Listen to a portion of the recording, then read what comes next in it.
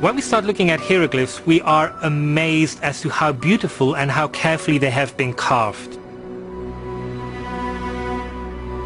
The technology which we see is clearly of a perfection which is beautiful and almost makes our heart cry whenever you come face to face with it.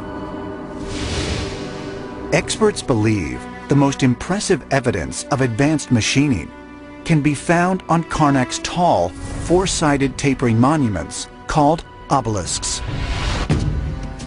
The obelisk is carved with the same inscriptions on four sides, and they're all exactly the same, and they're beautifully cut and articulated hieroglyphs into this red granite stone. We would look at it today and say it had to be some sort of machine that carved these things out. For example, there were slots. They were only 0.14 inches wide, half-inch deep. When you look inside, you can see the bottom of them were made by a rotating tool. So this was a tool that punched in, came out, stepped down, punched in, came out. The human hand, no matter how good you are, can never do that.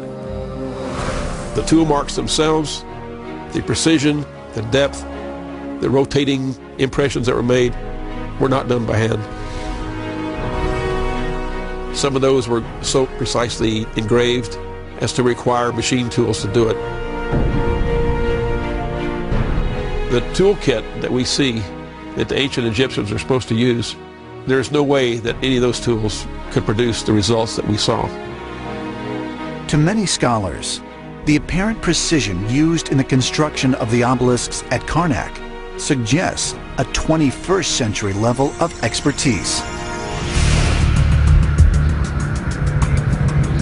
Precision is what our civilization is built on. To craft something to within 2/10,000ths of an inch or 1,000th of an inch is quite common today because that tolerance or that precision is necessary and it has purpose.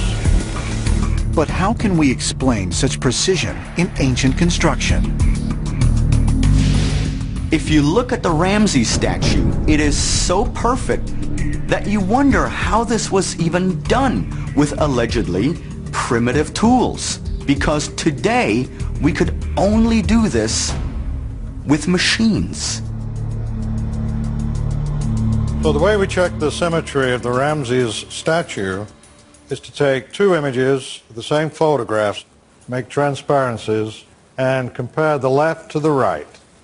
We flip it over and bring it over the original, and as we can see, we have a perfect match.